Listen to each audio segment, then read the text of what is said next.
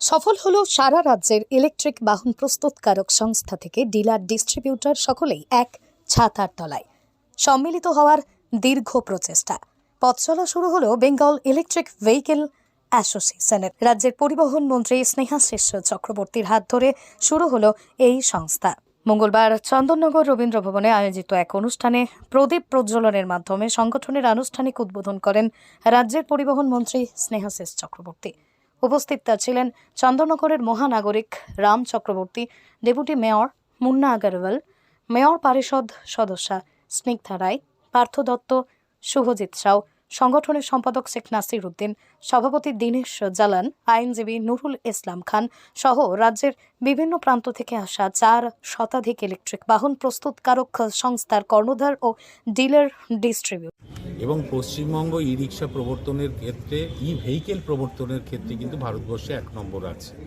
এখন এই ই রিক্সাগুলোর সাথে সাথে কিছু টোটো লোকাল মেড, মানে যাদের টেকনিক্যাল নোহাউ নেই, অর্থাৎ স্বীকৃতি নেই, তারা তৈরি করছে। সেই সংখ্যাটা প্রচুর হয়ে গেছে এবং প্রচুর হয়ে যাওয়ায় কী হচ্ছে, অনেক জায়গায় যানজট তৈরি হচ্ছে, অনেক জায়গায় অপরিকল্পিতভাবে এলাকায় অ্যাক্সিডেন্ট তৈরি করছে। এগুলো ইলিগাল যত ম্যানুফ্যাকচার আছে, যাদের কোনো স্বীকৃতি নেই, সেগুলোকে আমরা এফআইআর করে তালা মেরে দেওয়ার কথাই বলেছি। কারণ দেখুন, আমি গ্যারেজে তৈরি করছি, লেদ কারখানায় তৈরি করে আমি রাস্তায়, চন্দননগরের রাস্তায় ছেড়ে দিচ্ছি। আমি জানি না যে এটা ওখানে ছাড়া উচিত কি উচিত নয়, কারণ আরটিও একটা বোর্ড আছে, যে কোনো রাস্তার একটা ক্যাপাসিটি অনুযায়ী সে পারমিট ইস্যু করে। যেহেতু পারমিট নিতে হয় না, কিন্তু গাড়িটা তৈরি করে রাস্তায় ছেড়ে দিচ্ছে, ফলে ভয়ঙ্কর অবস্থা একটা টাইমে তৈরি হতে পারে। তাই ইলিগাল সোর্সটাকে বন্ধ করব, কিন্তু যারা ইতিমধ্যে কিনে ফেলেছেন তারা এগুলো চালাবেন, তারা একটা ডিসিপ্লিনের মধ্যে চালাবেন। আর যেগুলো স্বীকৃত সংস্থা, তাদের সাথে যেহেতু পরিবহন দপ্তরের যোগাযোগ আছে, আমরা একটা নলেজের মধ্যে আমাদের আছে যে কতগুলো কিনছে, কোন এরিয়ায় কিনছে।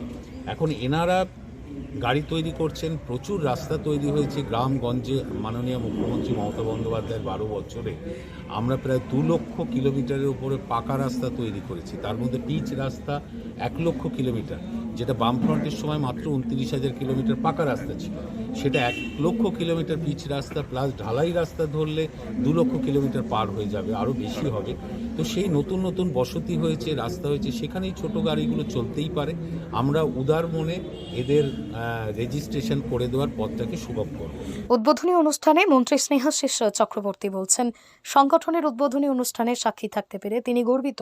ক্রমাগত তাপমাত্রা বাড়ছে, তাই উন্নয়নের সংজ্ঞাও পাল্টাচ্ছে। বর্তমানে পরিবেশের ভারসাম্য বজায় রেখে উন্নয়ন করতে হয়, সেই দিকে লক্ষ্য রেখেই ভারতের মধ্যেই ইলেকট্রিক বাহন কেনার ক্ষেত্রে 1 নম্বরে সেই রাজ্য।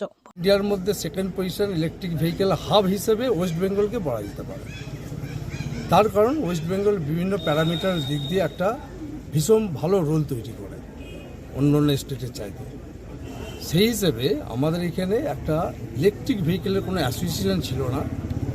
আজ আমরা যত ম্যানুফ্যাকচারিং ইউনিট আছে ওয়েস্ট বেঙ্গলে, সে শিলিগুড়িই হোক, কলকাতাতেই হোক, হুগলিতেই হোক, এবং তাদের অ্যাডজয়নিং যত ডিলার ডিস্ট্রিবিউটার, সবাই মিলে একটা অ্যাসোসিয়েশন গঠন করলাম, যার নাম বেঙ্গল ইলেকট্রিক ভেহিকেল অ্যাসোসিয়েশন এবং গভর্নমেন্ট রেজিস্ট্রেশন অ্যাসোসিয়েশন। সেটা আমাদের মাননীয় পরিবহন দপ্তরের মন্ত্রী স্নেহাশিস চক্রবর্তী মহাশয়কে দিয়ে উদ্বোধন করালাম।